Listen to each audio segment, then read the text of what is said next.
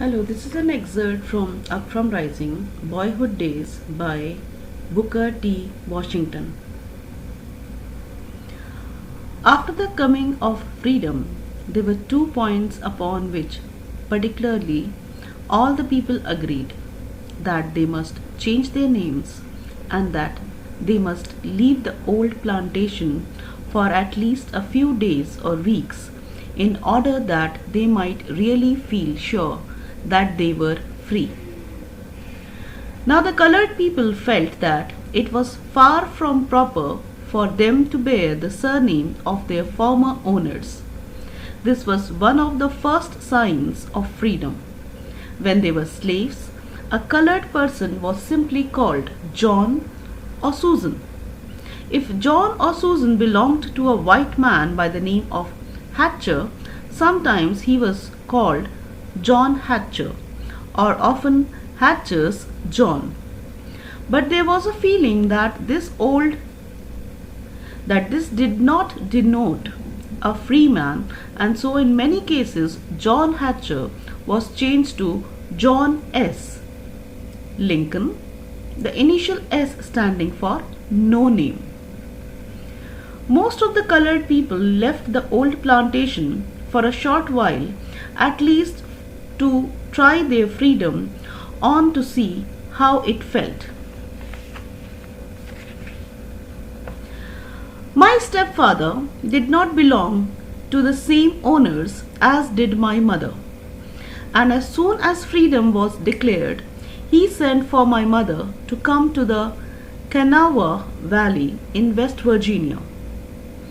This journey from Virginia to West Virginia was rather a tedious and a painful undertaking.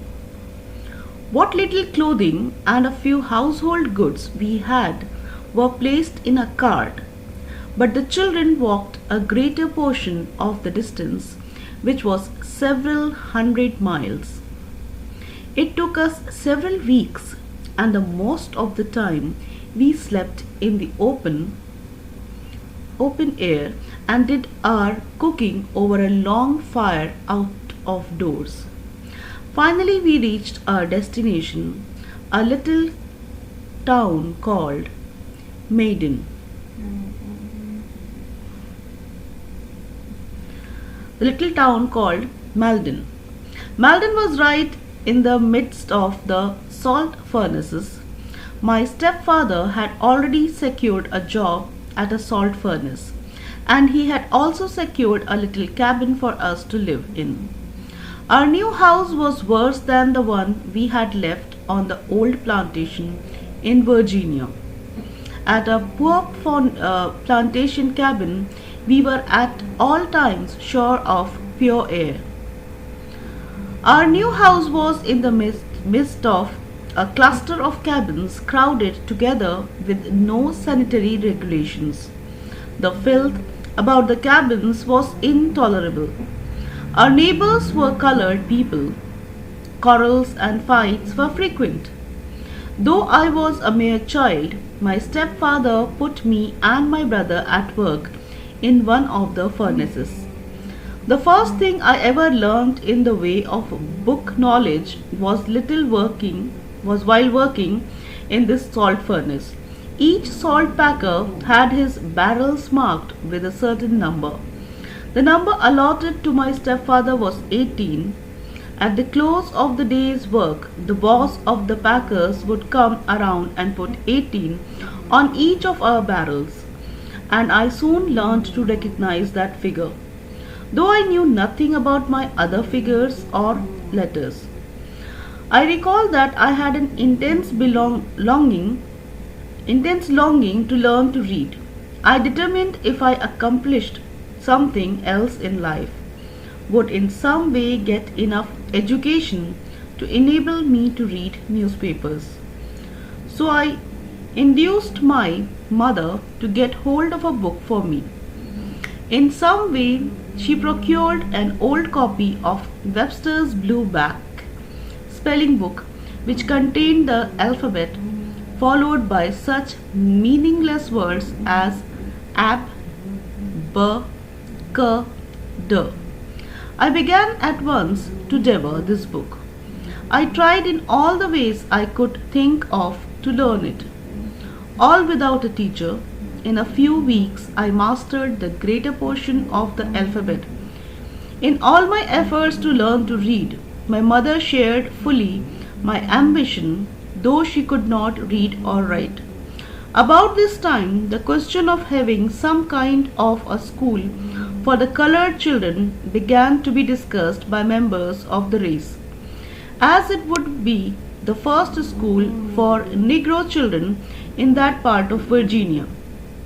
It was to be a great event, and the discussion excited the wildest interest. The most perplexing question was where to find a teacher. In the midst of discussion about a teacher, a young colored man who had been a soldier found his way into town.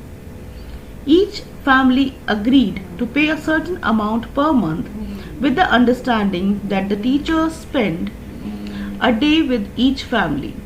This was not bad for the teacher, for each family tried to provide the very best on the day the teacher was to be its guest. I recall that I looked forward with an anxious appetite to the teacher's day at our little cabin.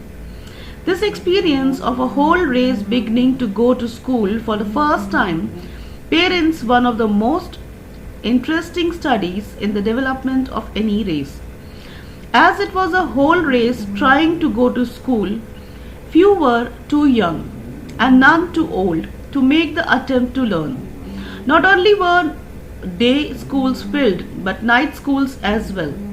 The great ambition of the older people was to try to learn to read the Bible before they died. With this end in view, men and women would often be found in the night school. The opening of the school, however, brought to me one of the keenest disappointments that I ever experienced.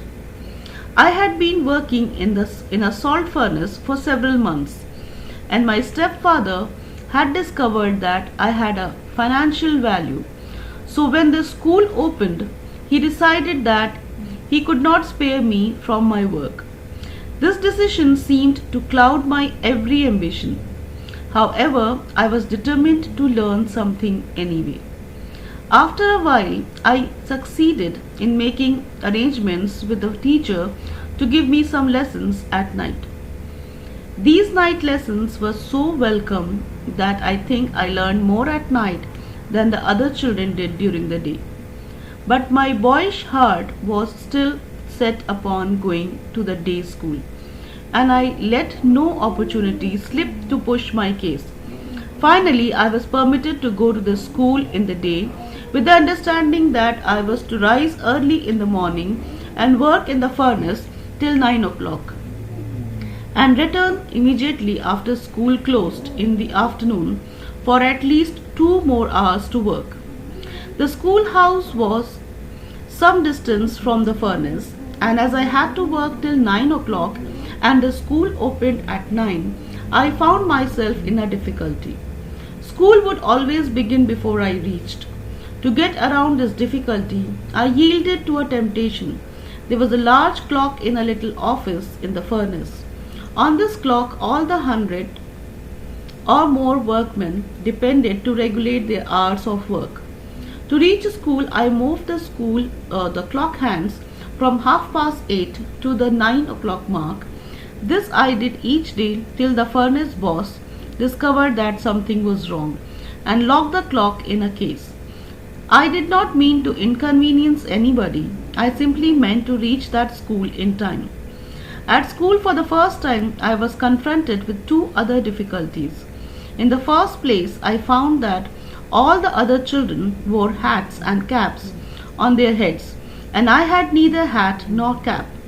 When I saw how all the other boys were dressed, I began to feel quite uncomfortable.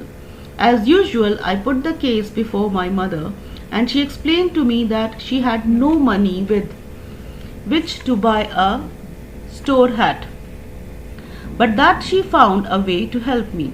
Out of the difficulty, she got 2 pieces of homespun jeans and sewed them together, and I was soon the proud possessor the possessor of my first cap. I have always felt proud that my mother had strength of character and enough not to be led into temptation. She refused to go into debt for that which she did not have the money to pay for. The second difficulty was with regard to my name. I had always been called Booker. It has never occurred to me that it was needful to have an additional name. When I heard the school roll called, I noticed that all the children had at least two names. I was in deep perplexity because I knew that the teacher would demand of me at least two names. By the time the occasion came for the enrolling of my name, an idea occurred to me. When the teacher asked me what my full name was, I calmly told him Booker Washington, as if I had been called by that name all my life. Later in my life, I found that my mother had given me the name of Booker Taliaferro soon after I was born, and as soon as I found out about it, I revived it and made my full name Booker Taliaferro Washington. I think there are not many men in our country who have had the privilege of naming themselves in the way that I have. Years ago, I resolved that because I had no ancestry myself, I would leave a record of which my children would be proud. The world should not pass judgment upon the Negro too quickly or too harshly. The Negro boy has obstacles, discouragements, and temptations to battle, with that are little known to those not situated as he is. When a white boy undertakes a task, it is taken for granted that he will succeed. On the other hand, people are usually surprised if the Negro boy does not fail.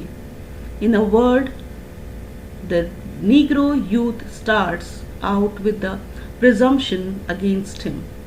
Adapted and excerpt taken from Up from Slavery, Booker T. Washington.